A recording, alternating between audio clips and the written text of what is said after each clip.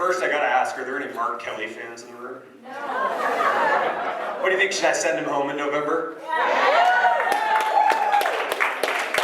I actually think Mark Kelly is the single worst U.S. Senator. I think he's the worst. I know there's a lot of contenders, okay? You got Mitt Romney, I know. Mitt Romney, okay? You got Chuck Schumer, you got Bernie Sanders.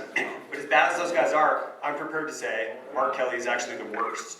Because when he's from... That's why it's so bad. And I'm biased because I'm running against him, okay? But like, look, he's voting hardcore left wing, right? He votes just as badly as Bernie Sanders does.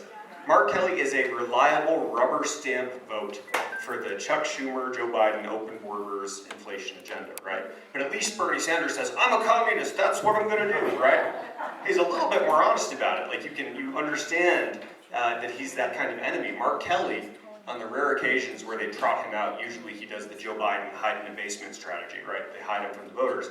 But when they do get him out in front of a camera, he says, I'm a moderate. I'm a reasonable person. Have you heard he's concerned about inflation? He's concerned about Biden repealing Title 42. No, he's not. He's a reliable, rubber-stamped, left-wing liar, and that's why I'm going to send him home. Unlike Mark Kelly, I actually know Arizona. I grew up here. I grew up in Tucson. Okay, I love Tucson because it's home, but Abe is so right. It's the People's Republic of Putnam County down there, right? And it's heartbreaking to see it get more and more left-wing every passing year. But I met my wife in middle school in Tucson, if you can believe it. Sometimes that works. Catherine was the new girl in 7th grade. I was in 8th grade. For me, it was love at first sight, and it took me until high school to convince her to date me, but I was very persistent. So I did that, and we've been together ever since. Now we have 3 beautiful boys who are about to turn 8, 6, and 2. And Catherine and I are so blessed we're able to homeschool the boys. Yes. She was a preschool teacher before we had kids, and so she feels well suited to it.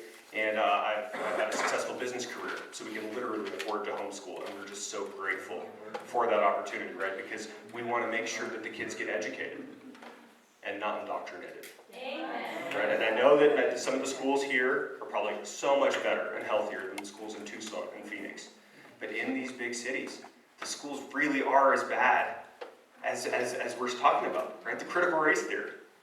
You're teaching young children to identify with each other primarily in racial terms, right? You are a victim, you are an oppressor because of the color of your skin. That's just racism. Like, no kid should have to deal with that. I went on Tucker Carlson, and I called it anti-white racism. Because that's what it is. If it's racist against somebody. And you look at this toxic curriculum they're teaching, and it's bad for white kids, it's bad for black kids, it's bad for Latino kids, it's bad for all children, right? And then they have the 1619 history curriculum, right? I call that the hate your country curriculum. They're literally teaching a generation of young people to be ashamed of their country. And I think the progressive left is ashamed of this country. They want to say that because Thomas Jefferson owned slaves, that you can safely discard the Declaration of Independence. And that means the Constitution that was based on those principles. Right? It's this Bolshevik, communist, revolutionary, burn it down mentality. And if you teach a generation of young people to hate their country, guess what? It's going to take, and it's going to ruin this country. And just as bad as the racial and the historical versions of this crap, you've got the gender ideology, right? You've got this weird sexual stuff that they're teaching these kids. Jen Psaki, just the other day, said, we get these kindergartners, and they're asking, am I a boy or a girl? And Jen Psaki wants you to indulge their emotions and have a conversation. And it's like, no, you just tell them, you're a boy, or you're a girl. Because it's actually just that simple, right? But this education issue, right, I think it's upstream of everything else, because if you solve the border crisis, if you solve, have safe and fair and free elections, you can solve all these problems. But if you don't solve the schooling, right, then it's just a matter of time before you get those problems again. And that's why I mentioned it first, but man, there are so many problems that we have. I knew that Biden-Harris was going to be bad. You knew that Biden-Harris was going to be bad, but I'll be honest, it's gotten so much worse, so much more quickly than I would have thought. It feels like this White House is giving us a new disaster like every single day, right? It's emotionally exhausting to pay attention to the news. You've got the double-digit inflation, right? You look at what our foreign adversaries are doing. Why do you think Putin felt emboldened? Why do you think he thought he could just invade Ukraine? He never would have done this under President Trump. We know that, right? Putin and Xi, right, leader of the Chinese Communist Party, they see all the same stuff that we do. Do you see this video where Biden has to be managed by the Easter Bunny?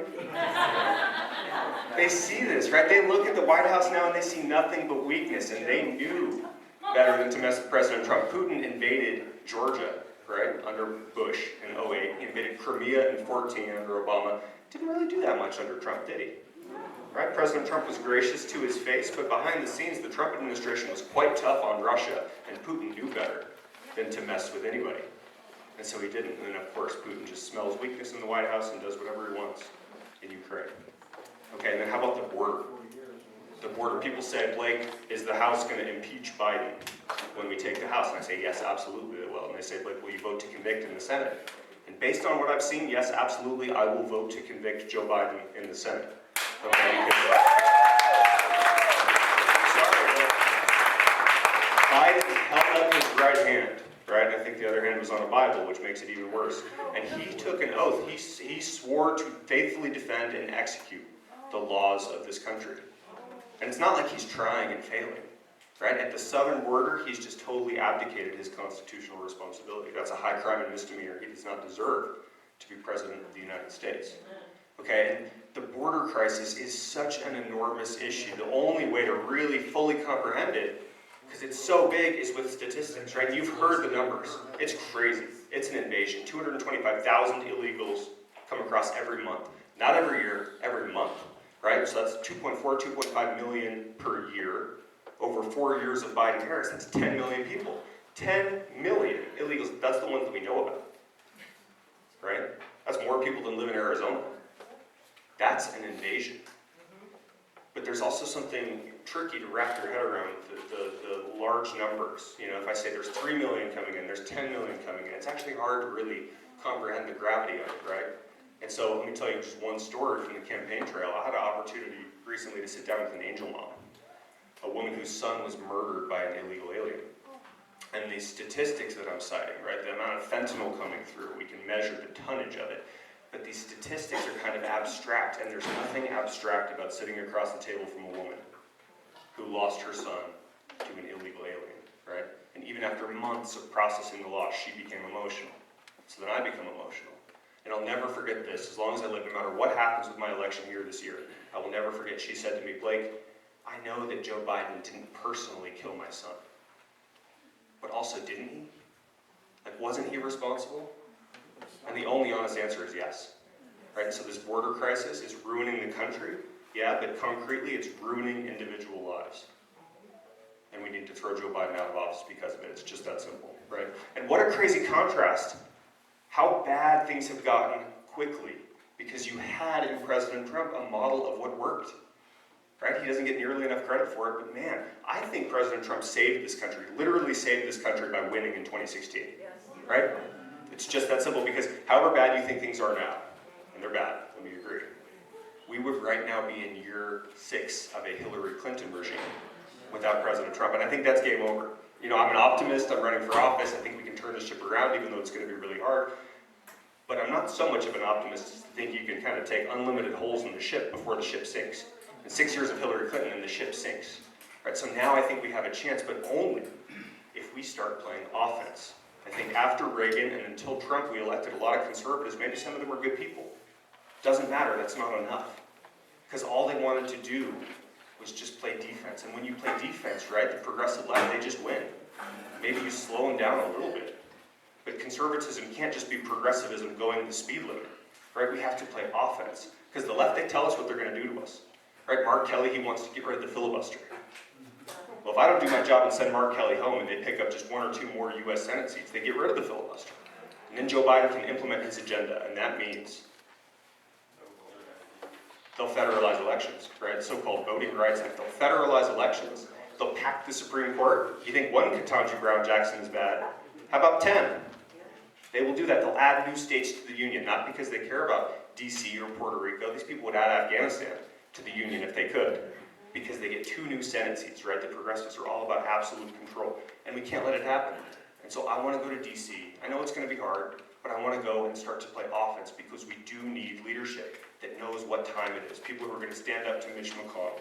People who are going to rebuild this Republican Party more in the vein of Donald Trump than Paul Ryan. So that's my pledge to you.